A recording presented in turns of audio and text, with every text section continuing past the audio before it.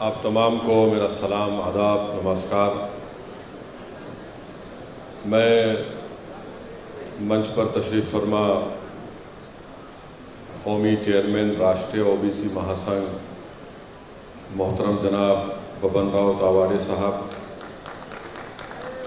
Chief guest साबिक़ा रुकन parliament व हमारे दोस्त जनाब हंसराज अहीर साहब जो चेयरमैन NCBC हैं गवर्नमेंट ऑफ इंडिया के, जनाब श्री केसना शंकर राव साहब, हमारे बुज़ुर्ग और हमारे खैरख्वाह मोहतरम जनाब जस्टिस V ईश्वरैया साहब, जनाब अशोक जेटौड़े साहब जो नेशनल कोऑर्डिनेटर राष्ट्रीय ओबीसी महासंघ हैं, और जनाब जाजुला श्रीनिवास गौड़ साहब जो national president BC welfare association Telangana और आंध्र प्रदेश है,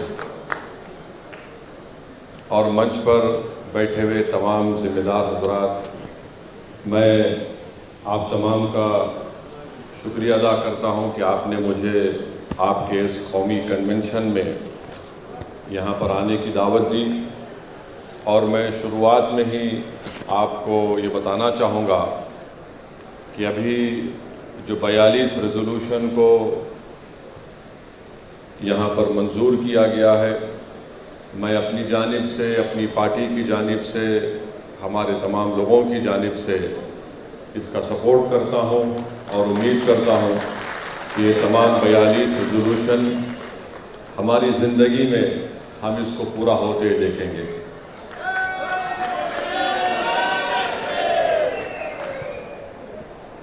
दूसरी बात मैं आपको ये बताना चाहूँगा कि मुझसे ये कहा गया कि हमारे शकील साहब जो महाराष्ट्र यूनिट के आपके ज़िम्मेदार भी हैं, कि मैं इन 4 पॉइंट्स पर कुछ बोलूं कि एक तो कि government of India caste census करवाए, दूसरा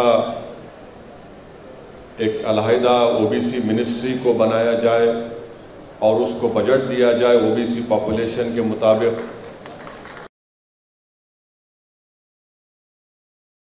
50% की जो सीलिंग है उसको ख़त्म करके उसको बढ़ाया जाए। तो मैं इन 4 चीज़ों पर यही बोलना चाहूँगा कि भारत सरकार के आंकड़े ये बताते हैं कि आज इस देश में, हमारे वतन अजीज़ में 22% अपर कास्ट लोगों के पास 41% देश की दौलत है। और उसमें ये भी आंकड़े ये बताते हैं कि टॉप 1% जिसके पास हाउस होल्ड्स हैं दौलत के एतबार से, उनके पास 25% मुल्क के पूरे एसेट्स हैं, और 5% जो टॉप के लोग हैं उनके पास 46% देश की दौलत है। तो इसलिए बहुत ज़रूरी है कि ये जो मांग की जा रही है कि ओबीसी का सेंसस हो, ये बहुत ज़रूरी है। और दूसरी बात ये है कि अभी बताया गया कि ओबीसी का पॉपुलेशन 52% है। मैं नहीं समझता कि 52% है, बल्कि ये 60% के ऊपर होगा। मगर अफसोस की बात यह है कि 52% को 27% के लिए लड़ना पड़ता है, माने 52% 27% के लिए लड़ेंगे, और जो 22% अपर कास्ट है उनको 50% कोटा दे दिया गया। तो ये सरासर नाइंसाफ़ी है और हम हुकूमत से डिमांड करते हैं कि वो इस पर गौर करे। इसीलिए बहुत ज़रूरी है कि कास्ट सेंसस हो, ताकि ये मालूम हो जाए कि इस कास्ट सेंसस में किसके पास कितनी दौलत है, किसको उसके हिस्से से महरूम कर दिया गया, और कितने लोगों को पब्लिक एम्प्लॉयमेंट में, एजुकेशन में उनको उनका हिस्सा मिला। जो राज्यसभा में भारत सरकार ने डेटा दिया है उसमें यह बताया गया कि 457 सर्विंग सेक्रेटरीज, जॉइंट सेक्रेटरीज और एडिशनल सेक्रेटरीज जो भारत सरकार में है, उसमें से 457 serving secretaries, joint secretaries, additional secretaries में सिर्फ 19 ओबीसी कैटेगरी के हैं। तो ये इसको सही करने की ज़रूरत है। तो इससे मालूम हुआ कि सिर्फ 12% उनको उनका हिस्सा मिले। अब आप आ जाइए, ये सवाल मैं इस पार्लियामेंट सेशन में डाला हूँ, जस्टिस ईश्वरैया साहब इसमें ख़ास तवज्जो लेंगे कि जो हाई कोर्ट के जजेस अपॉइंट किए गए 2018 से जुलाई 2023 तक, यानी 458 में माने 75% हाई कोर्ट जजेस जो अपॉइंट किए गए 2018 से जुलाई 17 2023 तक, ये तमाम के तमाम जनरल कैटेगरी के थे और ओबीसी के सिर्फ 11% लोगों को जजेस बनाया गया।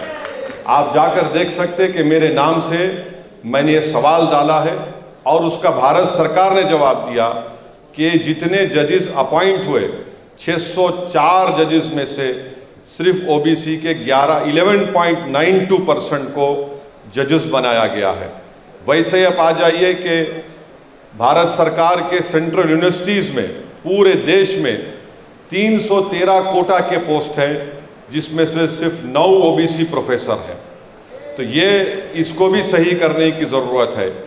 अब जब इकोनॉमिक वीकर सेक्शन का कोटा लाया गया था पार्लियामेंट में, मैंने उसके खिलाफ बोला, उसके खिलाफ वोट भी दिया और मैं आपको बताना चाह रहा हूँ कि मैंने ये क्यों कहा था कि गलत हो रहा है। ये गलत इसलिए, इसका एग्जाम्पल आपको दे रहा हूँ कि एक रिक्रूटमेंट का नोटिफिकेशन अक्टूबर 2020 में institute of banking personal selection का आया। उससे ये मालूम हो गया कि ये 10% कोटा ओबीसी का जो कोटा है, ओबीसी का एससी एसटी का कोटा को कम कर दिया है। ये भारत सरकार का एक नोटिफिकेशन है institute of banking personal selection का। उसमें यह बताया गया कि ओबीसी एससी एसटी कोटा को रिड्यूस करके, कम करके 10% ईडब्ल्यूएस कोटा में उसको दे दिया जा रहा है। और मालूम ये हुआ कि 49.5% से ये 40% पर आ गया। अब आप बताइए नाइंसाफ़ी नहीं है तो क्या है। आखिर में ये जो 50% की सीलिंग है, ये संविधान में नहीं है। ये क्रीमी लेयर की बात संविधान में नहीं है। मैं बड़ी इज्जत के साथ कह रहा हूँ कि ये बनाया गया है कोर्ट की तरफ से, ये इन्वेंशन किया गया है।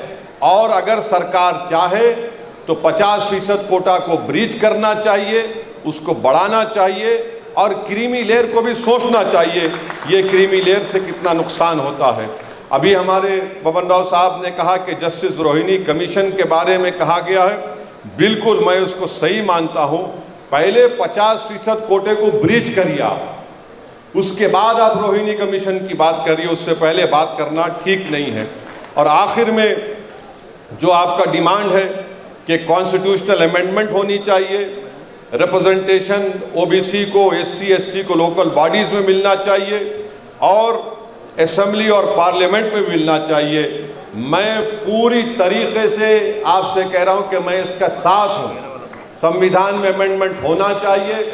और याद रखिए, हमारे भारत की राजनीति का उसूल ये है, उसकी तल्ख हकीकत ये है कि जिसके पास पॉलिटिकल पावर होगा उसी की तकलीफ को दूर किया जाएगा।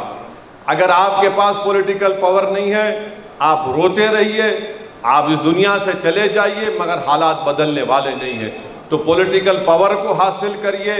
ये आपके जो डिमांड्स हैं वो जेन्यून है, वो हक बजानिब है। आप अपनी पॉलिटिकल ताकत को दिखाइए ताकि कोई भी पॉलिटिकल पार्टी हो, चाहे किसी भी पॉलिटिकल पार्टी हो, जो इस देश पर राज करना चाहती है, उनको आपको कहना पड़ेगा जो हमारे 42 बातों को मानेगा वो हमारे वोट का हकदार होगा।